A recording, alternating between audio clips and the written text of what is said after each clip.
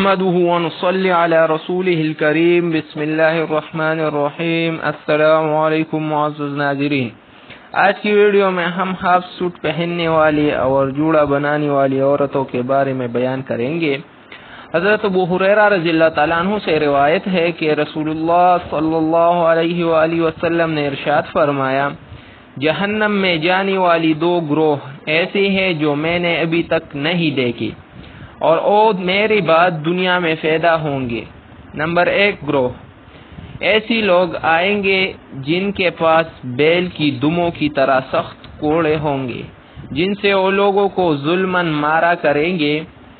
دوسری گروہ ایسی عورتیں پیدا ہوں گے جو کپڑے پہننے کے باوجود ننگے ہوں گے، یعنی باریک اور تنگ کپڑے ان کے جسم پر ہوں گے، مردوں کو ادائی دکھا کر اپنی جانب مائل کرنے والی اور خود مردوں کی جانب مائل ہونے والی ہوں گے۔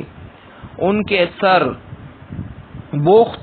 بوختی اونٹوں کے کوہان کی طرح، یعنی بالوں میں اونچی جوڑے لگانے کی وجہ سے ایک طرف جھکے ہوں گے۔